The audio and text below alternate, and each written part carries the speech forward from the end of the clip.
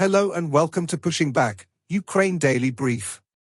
As the war enters its 916th day, these are the main developments from the past 24 hours. The update from the General Staff of the Armed Forces of Ukraine. Russia has lost approximately 612,390 troops in Ukraine since the beginning of the war. The number, which has not been independently verified, includes 1,200 casualties over the past day. According to the released Ukrainian figures, Russia lost 3 tanks, 18 armored combat vehicles, 27 artillery systems, 1 air defense system, 21 drones, 3 cruise missile, 52 vehicles and 15 pieces of special equipment. The Russians launched 182 combat clashes and carried out 61 airstrikes, including 66 anti-aircraft missiles on the territory of Ukraine. They also used 516 kamikaze drones and carried out 3,000 attacks on the positions of Ukrainian troops and settlements using various types of weapons. In its latest intelligence update, the Institute for the Study of War. Multiple reports from Western media indicate that the US government is prohibiting the United Kingdom from allowing Ukraine to use Storm Shadow missiles to strike military targets in Russia. Several Russian mill bloggers claimed on August 28 that the tempo of Ukrainian attacks in Kursk Oblast has slowed and that Ukrainian forces are now attempting to dig in and hold select areas they recently seized. Ukrainian forces conducted drone strikes against oil infrastructure in Rostov and Kirov Oblasts and reportedly conducted a drone strike against Voronezh Oblast overnight on August 27 to 28.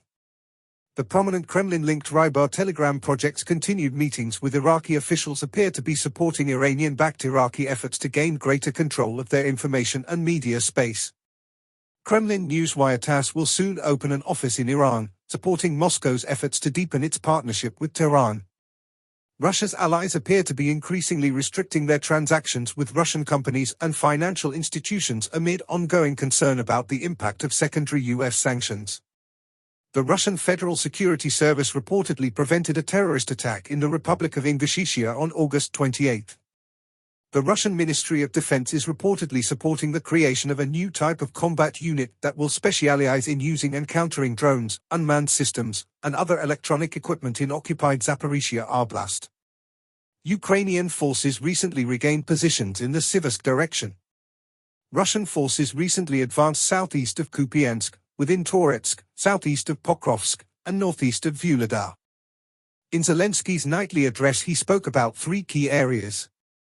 Firstly, frontline update and Kursk operation. The situation in the Donetsk region, particularly around Pokrovsk, is extremely difficult as Russian forces concentrate their efforts there. Ukraine's resilience and continued territorial gains in the Kursk region are critical, with efforts to expand control and replenish the exchange fund to help return Ukrainian captives. Secondly, domestic recovery and school preparations. Ukraine is working on repairing infrastructure damaged by Russian strikes, focusing on reducing deficits. Preparations for the new school year are a strategic priority, with efforts to ensure that as many schools as possible can operate offline to maintain normalcy and proper education for children. Lastly, international cooperation and defense needs. Ukraine continues to engage with international partners, emphasizing the urgent need for air defense and protection of critical infrastructure. Ukraine urges its allies to be more active in countering Russian aggression, particularly by lifting restrictions on long-range strikes, to help bring the war to a just conclusion. Thanks for following today's updates. Please don't forget to like and subscribe for more content. We'll return tomorrow with the latest news on the ongoing conflict.